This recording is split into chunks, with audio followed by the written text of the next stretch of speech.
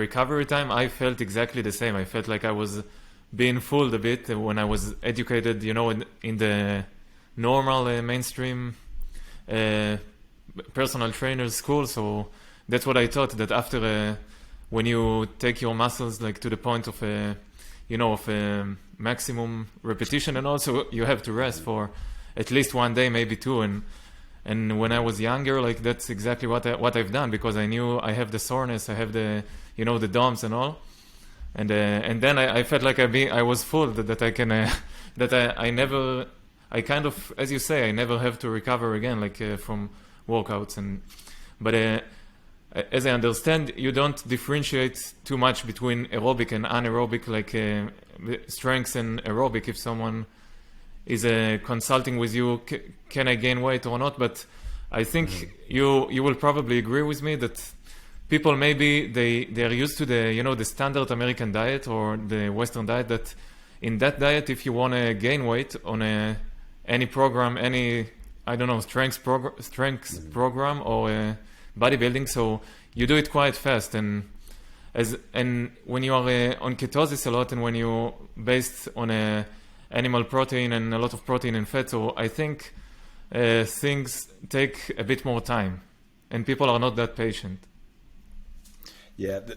So the thing is too, people will eat a lot of carbs, and a lot of bodybuilders and things like that now will just load up on a lot of carbs, and they think that helps them gain a lot of mass very quickly. And you can gain mass, but are you gaining lean muscle mass? That's the question, because that is what we want in the end. We want lean muscle mass.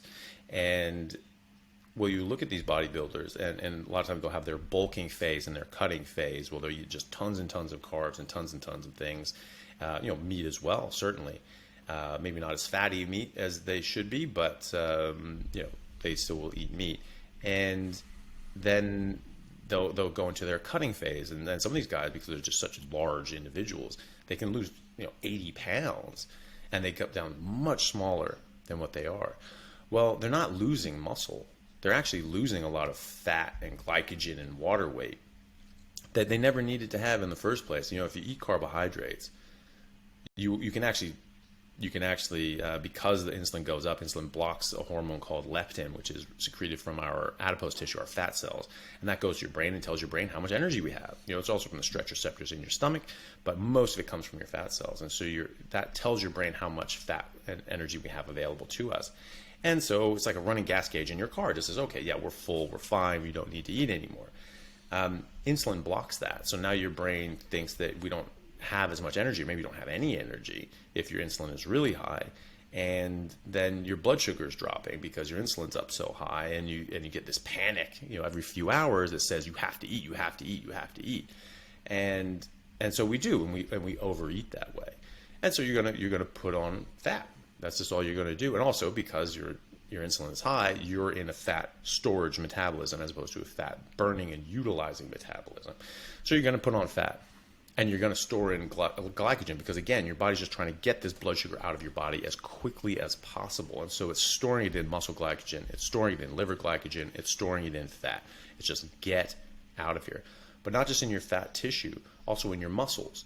So this is how we marble steaks, right? So we send a cow to a feedlot, and it eats a bunch of grains, and it gets that intramuscular fat, that marbling that we like because it tastes nice, right? Well, that's from the carbohydrates. That's from high blood sugar and high insulin, and forcing that into everywhere that it can, so it gets deposited in muscle as well. So that's happening to humans as well. And you can actually see this on MRI. You can actually see these muscle bodies with just a bunch of fat mixed in with it, right? So your muscles might look bigger, but a good proportion of that is actually fat. So you actually have, this is why we talk about gaining lean muscle mass, because without that intramuscular fat.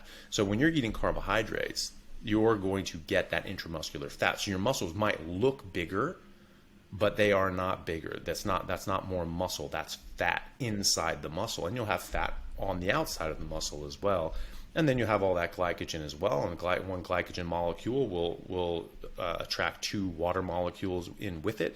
So you'll have excess water weight. So you'll have it's fool's gold. It's not real.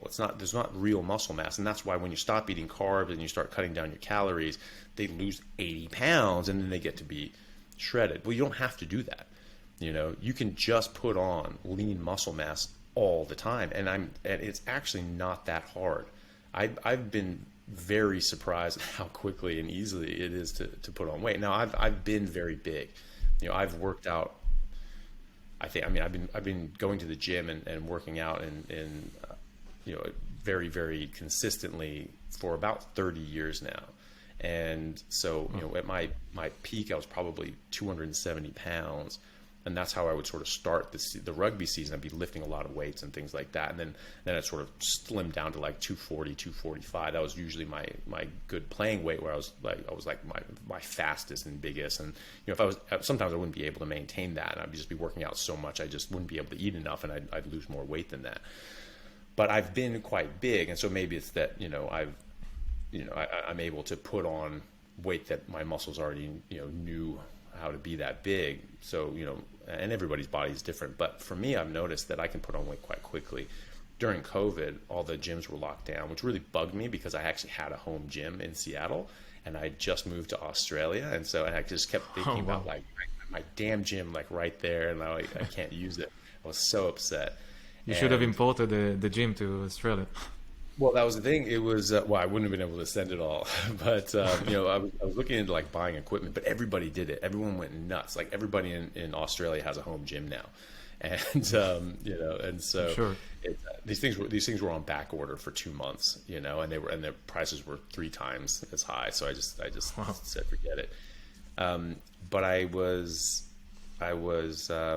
slimmed down quite a bit. But I still look very muscular. I'm still very lean just by eating meat and only eating meat, not eating carbs. I don't store fat. And so I stay at or below 10% body fat at all times, regardless of if I'm working out or not. And people would even comment on that at the hospital, saying, how do you there's no gyms. How do you work out? You have a home gym. How do you even have time to? You're always here at the hospital. And I had to tell them, I was like, look, I don't actually work out at all. This is just diet. This is 100% diet. They just couldn't wrap their heads around that. But it's true, and I'd lose some weight, I'd lose some mass, but I would stay as lean. I would still stay very muscular as well, but I was down to like 95 kilos, which is actually quite light for me. I'm normally sort of like 110, and so 95 is quite light for me. But I think I was actually 93 at the end of COVID, but I'd maintained just right there, 93 to 95, just right around there, and as soon as COVID, some of the restrictions started lightening up and the gym started reopening, I was like, right, the day that gym opens, I'm back in there, and I'm going to start doing my normal like lifting schedule that I did when I was a professional athlete, and it was minimum 4 days a week, if not more.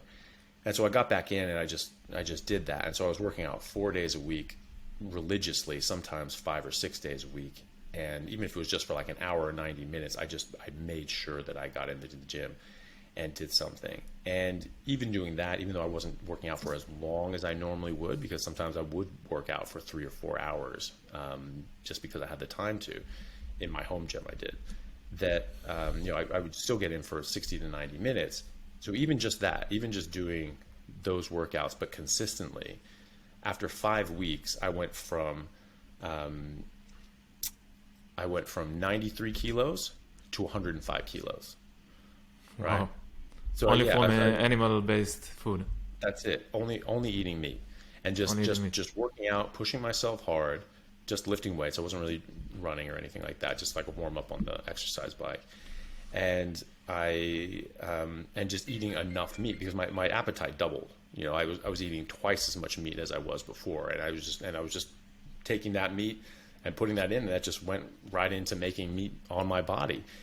And so in 5 weeks of working out hard and eating as much meat as my body wanted to, so everything was enjoyable. I wasn't force feeding myself chicken breast or anything awful like that. I was enjoying every single bite of steak that I had, and the fattiness is a big part of that. Fat is flavor. Any chef can tell you that. And so if I was able to eat as much as my body wanted me to, which was literally double. So it was like, 2+ kilos of very fatty ribeye a day. was just stacking on weight, and so I gained 12 kilos in 5 weeks. And that people say that's not possible, or on steroids or this. No, it's A, it is possible. I did it, and B, I wasn't on steroids, so I wasn't even taking supplements. I wasn't even taking over-the-counter workout supplements. I wasn't taking protein shakes or pre-workout or post-workout. Nothing. I was just working out, eating meat, drinking water.